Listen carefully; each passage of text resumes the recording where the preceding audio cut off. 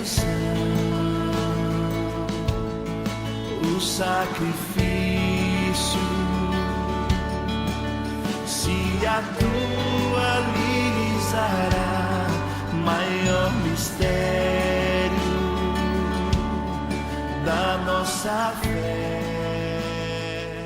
O Senhor esteja convosco. Ele está no meio de nós. Proclamação do Evangelho de Jesus Cristo segundo Marcos. Glória a vós, Senhor.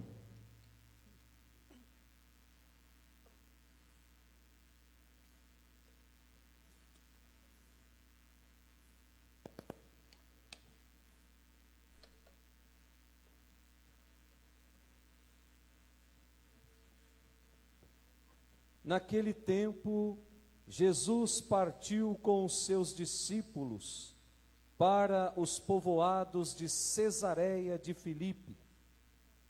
No caminho perguntou aos discípulos: quem dizem os homens que eu sou? Eles responderam: alguns dizem que tu és João Batista, outros que és Elias, outros ainda que és um dos profetas. Então Jesus perguntou: e vós, quem dizeis que eu sou? Pedro respondeu: tu és o Messias.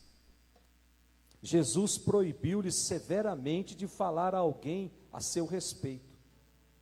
Em seguida começou a ensiná-los, dizendo que o Filho do Homem devia sofrer muito, ser rejeitado pelos anciãos, pelos sumos sacerdotes e doutores da lei. Devia ser morto e ressuscitar depois de 3 dias. Ele dizia isso abertamente. Então Pedro tomou Jesus à parte e começou a repreendê-lo. Jesus voltou-se, olhou para os discípulos e repreendeu a Pedro, dizendo: vai para longe de mim, Satanás. Tu não pensas como Deus, e sim como os homens. Então chamou a multidão com os seus discípulos e disse: se alguém me quer seguir, renuncie a si mesmo, tome a sua cruz e me siga. Pois quem quiser salvar a sua vida, vai perdê-la. Mas quem perder a sua vida por causa de mim e do Evangelho, vai salvá-la. Palavra da salvação. Glória a vós, Senhor.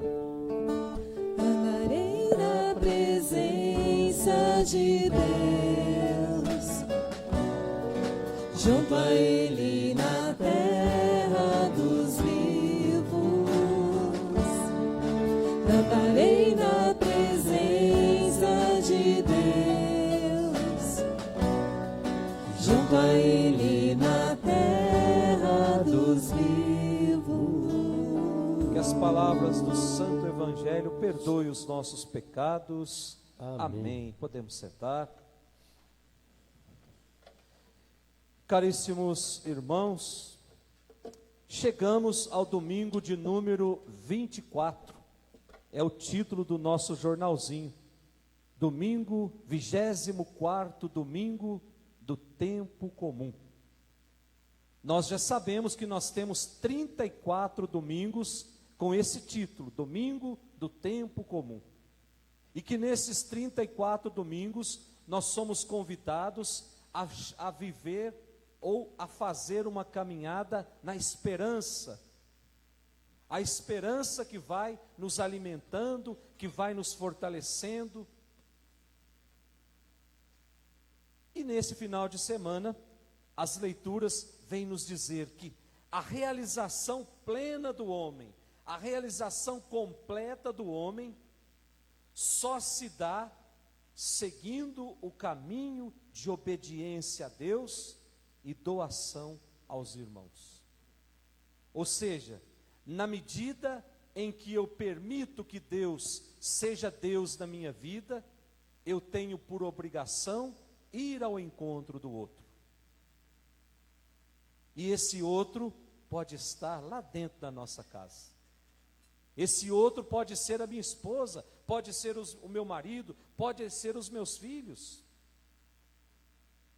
Se a minha intimidade com Deus alcançar o grau mais alto, eu vou amar aqueles que estão à minha volta com a maior facilidade. Eu não vou ter dificuldade no amor, mas eu preciso estar em sintonia com Deus. A primeira leitura que nós ouvimos, ela foi tirada lá do livro do profeta Isaías, o capítulo 50. Está aí no nosso jornalzinho, capítulo 50, e aí o versículo é do 5 até o 9. Esse trecho do profeta Isaías é chamado de livro da consolação. E nesse capítulo 50, a missão do profeta é consolar os exilados. Nós sabemos que no ano 597 antes de Cristo, o rei Nabucodonosor, ele invadiu Jerusalém, levou para o exílio na Babilônia quase todos os habitantes de Jerusalém. E lá passaram 40 anos. Então Deus fazia, ou surgia profetas no meio do povo, para consolar aquele povo, para continuar alimentando a esperança daquele povo, e para colocar a semente da esperança e dizer, mesmo que estamos vivendo essa situação, Deus não nos abandonou. Somos nós que abandonamos Deus. Somos nós que resolvemos fazer caminhos fora da obediência a Ele. E toda vez que o homem sai dos caminhos de Deus, ele experimenta a dor, ele experimenta a miséria, ele experimenta o sofrimento, ele experimenta a incerteza. Portanto, seguir na obediência, não é ser uma obediência cega não, gente. É uma obediência consciente, consciente de que sem Deus eu não consigo ir muito longe. Sem Deus eu vou me perdendo pelo caminho. Então, o livro do profeta Isaías, chamado de livro da consolação, ele vem exatamente para consolar esse povo que estava perdendo a esperança. E nesse trecho que nós lemos hoje, do versículo 5 ao versículo 9, nos mostra um profeta que foi chamado por Deus e acolhe essa missão sem nenhuma resistência. Olhemos lá o versículo 5, a primeira linha da nossa segunda leitura. O Senhor abriu-me os ouvidos. E o que aconteceu com o profeta? Não lhes resisti, nem voltei. Ofereci as costas, ou melhor, aí sim, para aqui. O Senhor abriu-me os ouvidos. Não lhe resisti, nem voltei atrás. Então, por fidelidade a Deus, o profeta conhece o sofrimento. Por fidelidade a Deus, o profeta é preso. O profeta é torturado. Versículo 6, continuando a nossa primeira leitura. Ofereci as costas para me baterem, e as faces para me arrancarem a barba. Não desviei o rosto de bofetões e gusparadas. Mas o profeta também experimenta o socorro de Deus. E fortalecido por esse socorro, ele pode enfrentar todas as dores, pois ele confia no Senhor e sabe que não ficará desiludido. Versículo 7. Mas o Senhor Deus é meu auxiliador. Por isso não me deixei abater o ânimo, conservei o rosto impassível como pedra, porque sei que não sairei humilhado. O que é mais impressionante nesse trecho que nós lemos na primeira leitura é a serenidade com que o profeta enfrenta o seu destino, a confiança que ele deposita em Deus. E essa serenidade não vem de outro lugar, senão da sua confiança em Deus. Um Deus que não falha nunca, um Deus que jamais deixa cair aqueles que Ele ama. Um Deus ao qual nós podemos nos agarrar, mesmo quando tudo está desmoronando, mesmo quando tudo parece que está caindo à nossa volta. Então, gente, é essa certeza que nos leva a confiar cada vez mais em Deus. É essa certeza de que Ele segura a nossa mão quando a dor é muito grande. É essa certeza que faz com que nós tratemos Deus como uma criança que está no colo do seu pai ou da sua mãe, porque ali ela se sente segura. Se um pai pedir para uma criança pular de cima de um muro e ele estiver lá embaixo com os braços abertos, essa criança vai pular, porque ela confia no pai. Assim deve ser a nossa confiança em Deus. Durante a Santa Missa, quando nós vamos rezar o Pai Nosso, nós repetimos um gesto igualzinho a criança.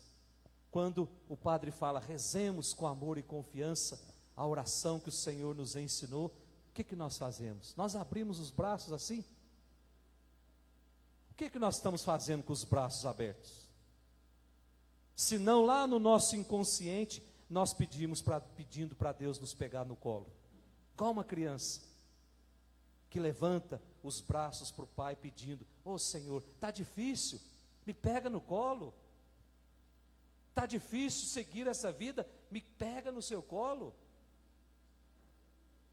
E Deus não recusa nenhum pedido nosso, e ainda mais se esse pedido brota lá do fundo do coração, ainda mais se esse pedido brota em meio às lágrimas, ainda mais se esse pedido brota com o coração amargurado, triste. Então nós não podemos perder tempo, gente. Quando a dor vier bater na nossa porta, sejamos como crianças, levantemos os nossos braços e rezemos a oração que o Senhor nos ensinou, como uma criança pedindo, me pega no colo, Senhor. Depois da nossa segunda leitura, a carta de São Tiago, o capítulo 2, versículos de 14 até o 8. Quem participou da missa domingo passado? Então, domingo passado nós começamos a ler essa carta. Vocês recordam da segunda leitura? Não recorda do Fernando que eu falei, contei a história dele? Recordam? A segunda leitura de domingo passado acontecia da seguinte forma, foi lida da seguinte forma. São Tiago disse assim: imaginemos se na vossa reunião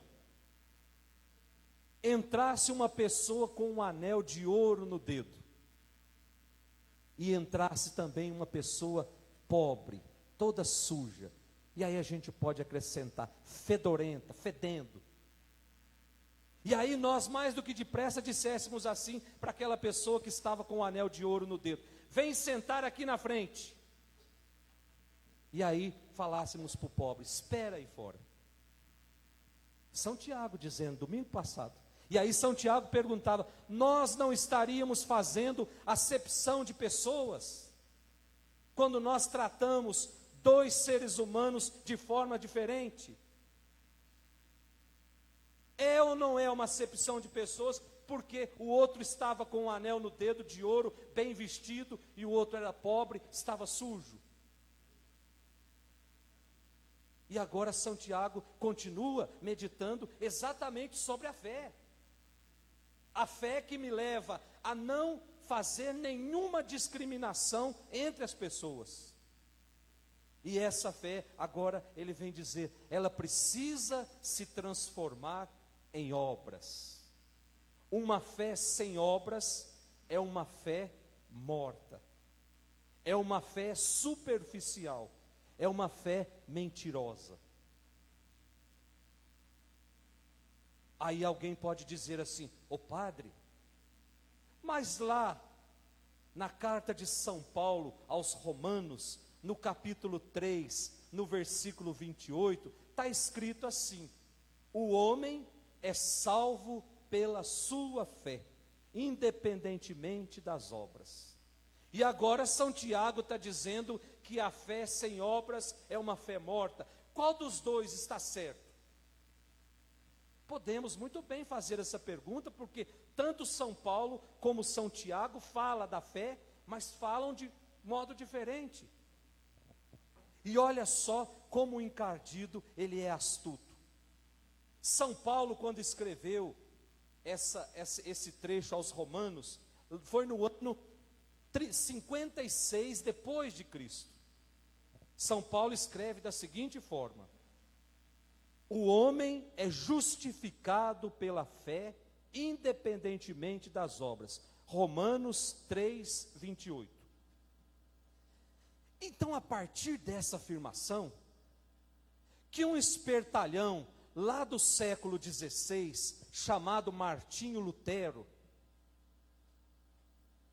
ele usou desse trecho para justificar a sua teologia da salvação. E ele pregava assim: eu só preciso acreditar em Jesus que eu vou ser salvo. Eu não preciso atender pobre, eu não preciso fazer nada. Basta acreditar em Jesus. É o que prega o protestantismo.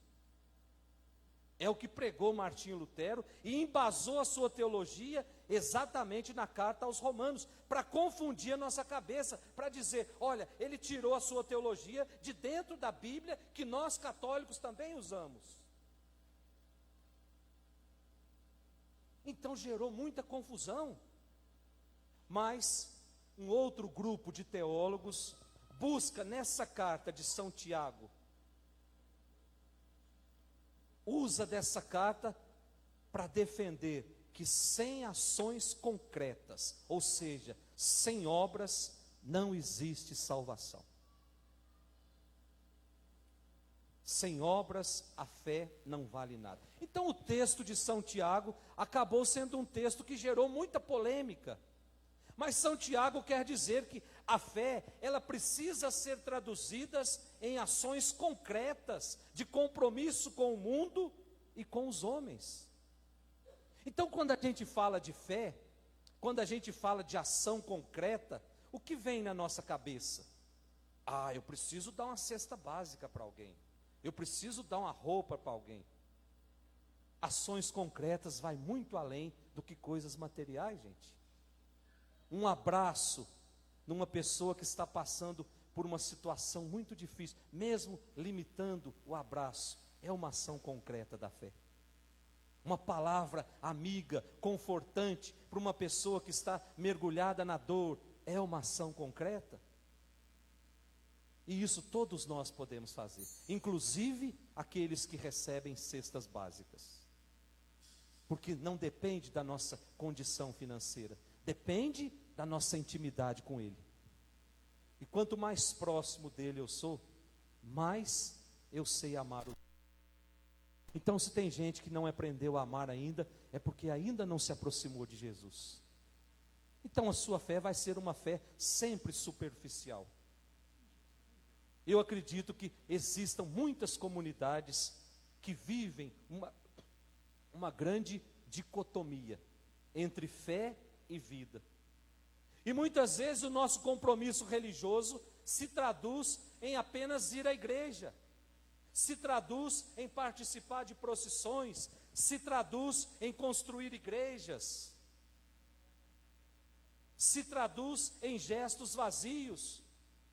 Mas dentro, no dia a dia das comunidades, a desilusão, há sofrimento, há falta de solidariedade, há críticas destrutivas, há palavras que machucam os outros, há fofocas. De acordo com a carta de São Tiago, a nossa fé, ela só será verdadeira se ela for transmitida, se nós a traduzirmos em gestos concretos. Nada de superficialidade, nada de coisa superficial na nossa caminhada. E por fim, o nosso evangelho de hoje, o evangelho de São Marcos, o capítulo 27, o capítulo 8, versículos de 27 ao 35. Nós já lemos essa carta, esse trecho do evangelho de São Marcos 3 vezes esse ano. Então eu vou repetir rapidamente, só para a gente recordar. Nós estamos o ano que vem chegando a mais um ano de eleição. Então, quando for mais ou menos lá para março, abril, aí começam a aparecer na televisão as pesquisas. Olha, o candidato fulano pode ser que ganhe a eleição. Esse aqui pode ser que ultrapasse lá na frente. Esse aqui não tem chance nenhuma. E quando a gente lê esse evangelho, a impressão que nós temos é que Jesus também estava preocupado com a sua popularidade. Como é que começa o evangelho? Jesus pergunta para os discípulos: o que estão dizendo de mim? Quem dizem os homens que eu sou? Ou seja, o que é que estão dizendo de mim aí fora? E aí os discípulos respondem: estão dizendo que o Senhor é João Batista. Outros estão dizendo que o Senhor é Elias, ou alguns dos profetas. A partir do versículo 28, eles responderam: alguns dizem que tu és João Batista, outros que é Elias, outros ainda que és um dos profetas. Aquelas pessoas que estavam pertinho de Jesus, enxergavam Jesus somente como um personagem lá do Antigo Testamento. João Batista, Elias, profetas, personagens do Antigo Testamento. E aí Jesus, com toda a sua sabedoria, ele faz a segunda pergunta. E é essa pergunta a mais importante. Estão dizendo isso de mim? E vocês? O que é que vocês têm a dizer de mim? Gente, essa pergunta é muito séria. O que é que nós temos a dizer de Jesus? Quem é Jesus para cada um de nós? Quem é esse Jesus que nós comungamos todo domingo aqui nessa mesa? Quem é esse Jesus que nós comungamos na sua palavra? Quem é esse Jesus que nós comungamos na vida do outro? O que é que nós temos a dizer desse Jesus para o mundo aí fora? E aí tem a figura de Pedro que diz: tu és o quê? O Messias. São Pedro diz para Jesus assim: Senhor, tu és aquele que nós estamos esperando há muito tempo. Tu és a nossa possibilidade de chegar no céu. Tu és a porta escancarada do céu na nossa vida. E aí, no Evangelho de São Mateus, Jesus elogia Pedro. Aqui ele não elogia, é outro evangelho, mas é o mesmo contexto. Ele diz para Pedro assim: Simão, você é feliz. Não foi nenhum homem que te disse isso, mas foi Deus que colocou isso no teu coração. Então, estão aqui as chaves do reino dos céus. Tudo que você ligar aqui será ligado lá. Tudo que você desligar aqui será desligado lá.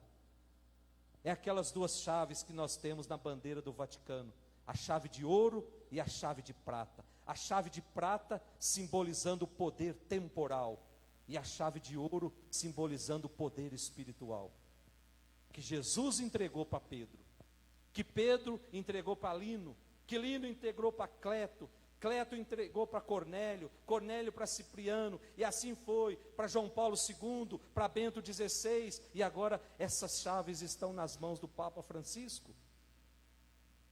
Olha só que bonita é a nossa igreja, gente.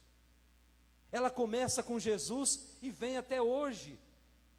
Um Papa sucedendo o outro, numa sucessão ininterrupta. Nesses 2000 anos de história, ninguém conseguiu interromper essa sucessão.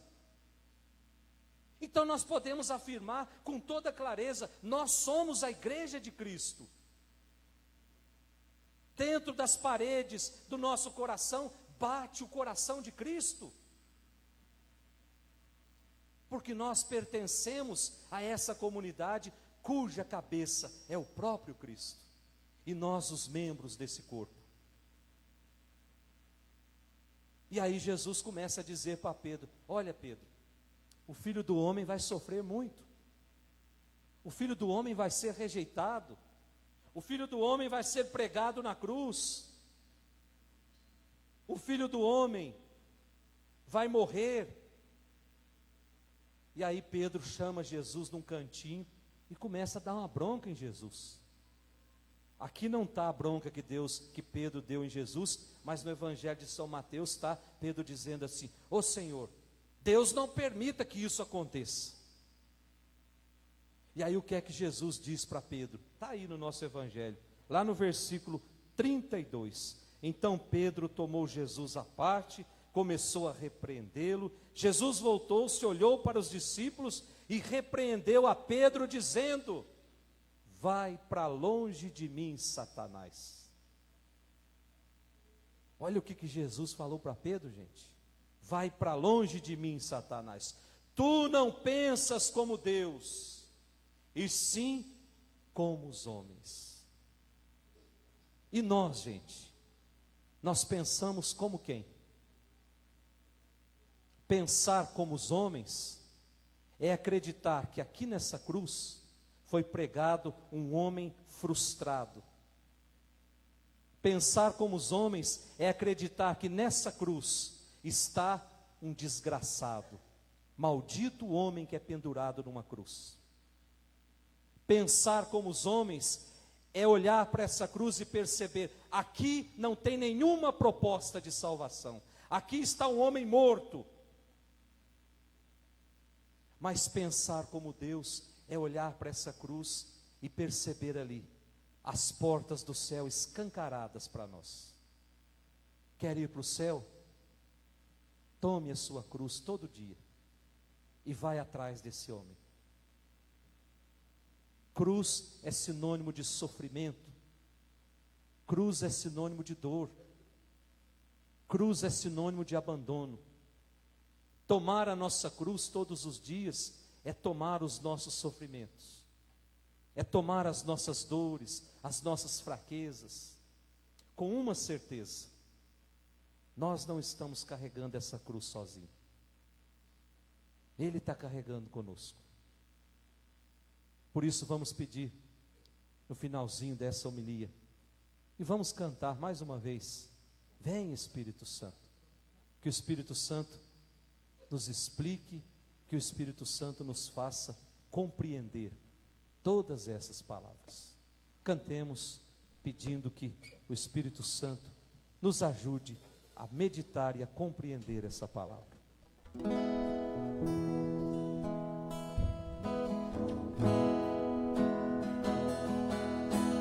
Vem, vem, vem, Espírito Santo, transforma minha vida, quero renascer.